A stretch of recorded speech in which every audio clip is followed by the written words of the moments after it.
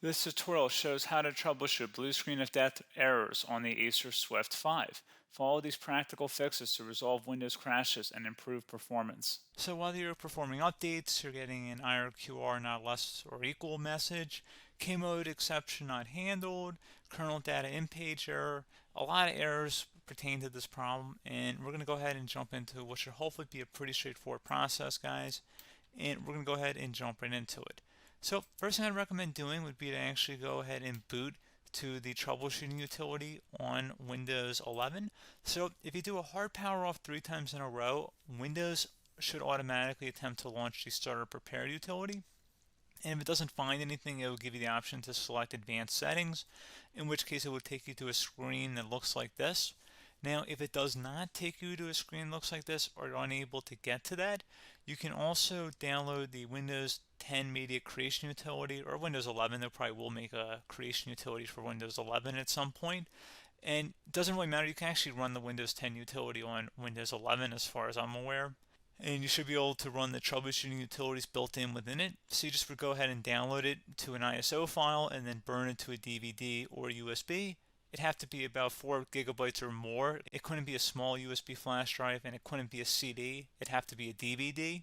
And then you'd boot your computer from it. So depending on the computer manufacturer, you'd have to tap a different key on your keyboard in order to launch that menu, in order to select what boot drive you want to go off of. So it could be anything between the escape key, F2, F8, F12, for example, and those are the function keys on the top of your keyboard.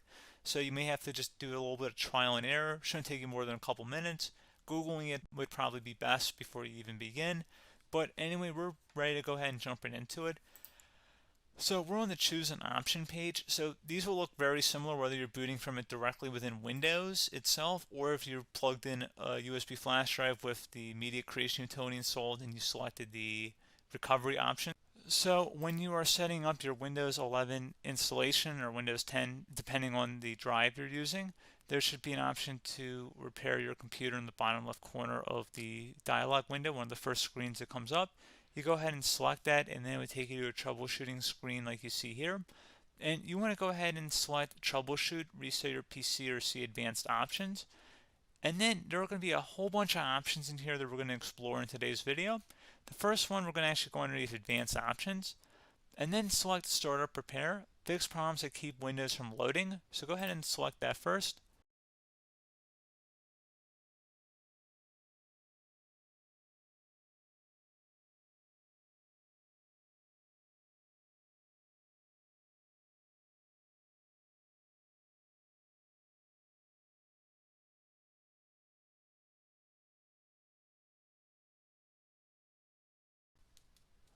Okay, so you can see it could not repair our PC.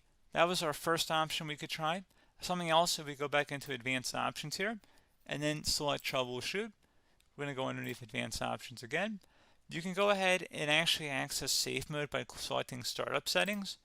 And then if you select the restart button, you have the option on the screen select safe mode with networking, which will give you a key on the screen. It'll tell you which key to press to enter that.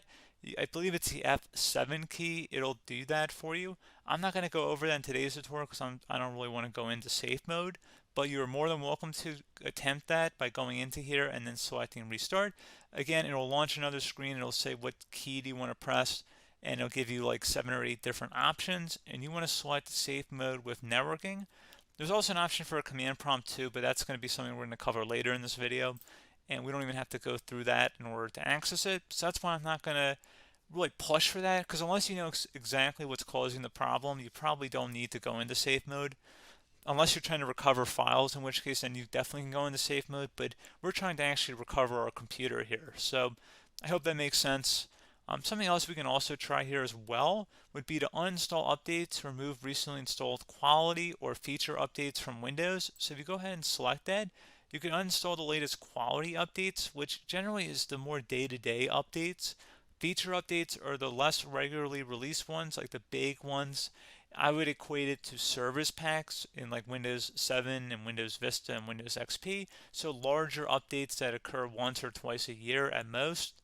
And the quality updates are more just a regular update. So probably obviously depend. It'll take longer if you're going to try and uninstall the latest feature update versus quality update, and maybe you don't need to go back that far. So just giving you guys a couple pointers with that. Something else you can also look at here, and we're going to jump into the command prompt in a little bit, but you can select System Restore, which will use a restore point recorded on your PC to restore Windows. And this is something I would highly recommend here, guys. So select Next. Assuming you have a restore point saved on your computer, you go ahead and select the most recently created one, and you'll select Next, and then you'll select the drive. You shouldn't actually have to select the drive. You can scan for affected programs, but we're going to keep it all default here, and then we're going to select Finish. So once started, System Restore cannot be interrupted. Do you want to continue? I think we're going to select yes. I don't think we have anything better to do on our computer right now, so just give it a moment here to initialize. It will take a couple minutes to run, obviously depending on how large your hard drive is and how much is saved on the System Restore point. So just give it a couple minutes here.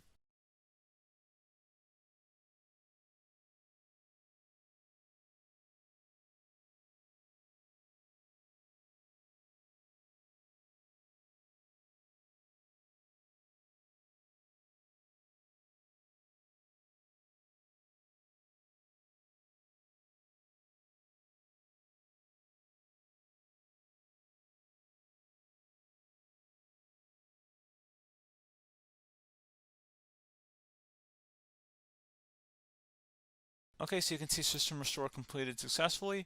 The system has been restored. Your documents have not been affected. Click the Restart button to restart your computer. Go ahead and select Restart.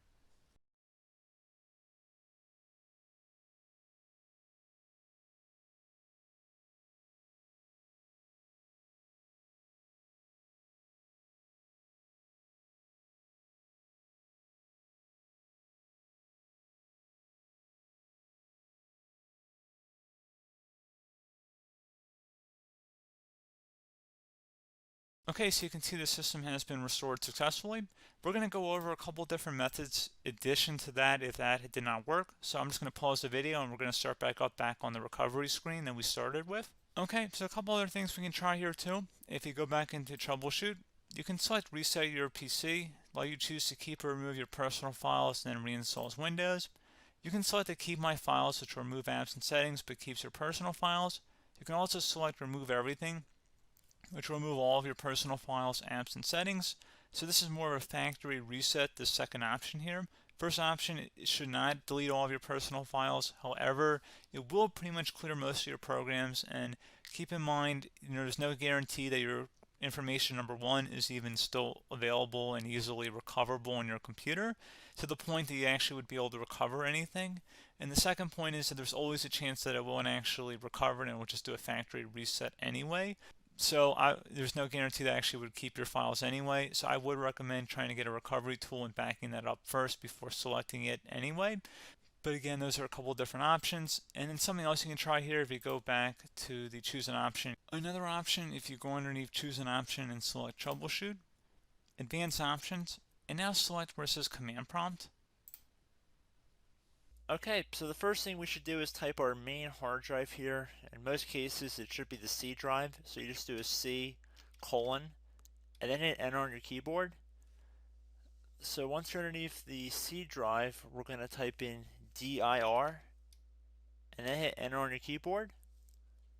It should have program files, users, and Windows all in there. That's how you know you're in the right directory.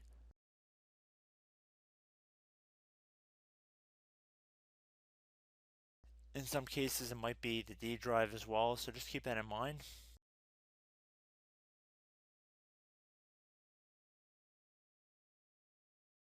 Next thing we're going to do is type in cd space / Windows / system 32 / config, and then you're going to hit enter on your keyboard.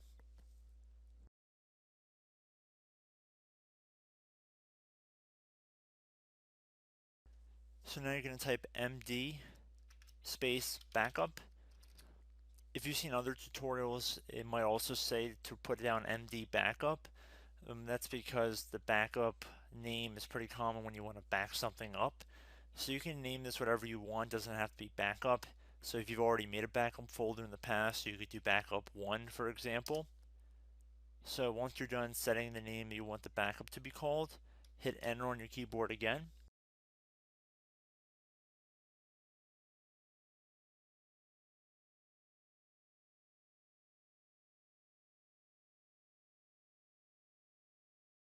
At this point, you want to type copy, C-O-P-Y, space. Then you want to do the star symbol above the 8 key. Then do a period or a dot, whatever you want to call it. Then another star sign, and then another space, and then type backup.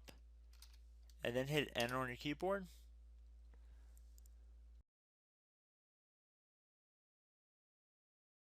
Now you want to type CD reg back, REG BACK, and then hit enter on your keyboard.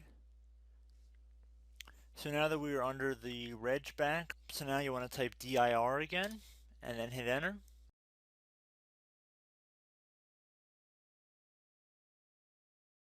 So now at this point we're going to type copy again. So copy, space, star sign, dot, another star sign, space, and then 2 dots.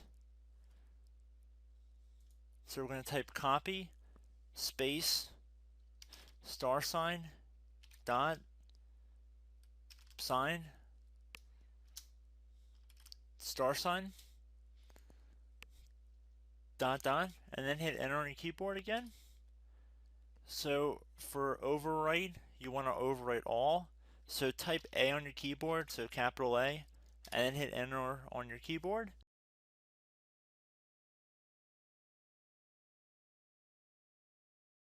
So at this point, you should be good to go. You can close out of the command prompt window. And if you accidentally continue to Windows 10, you should be all set. So I hope one of these 3 or 4 different methods we went through in this tutorial helped you guys out. Again, I'm not sure if you guys heard me earlier, but try to go back into your safe mode if possible and uninstall any programs you know might be conflicting with the Windows startup if you can get into safe mode. So just keep that in mind. Something very simple like that could be blocking up everything. So again, I hope this tutorial helped you guys out, and I will catch you in the next tutorial.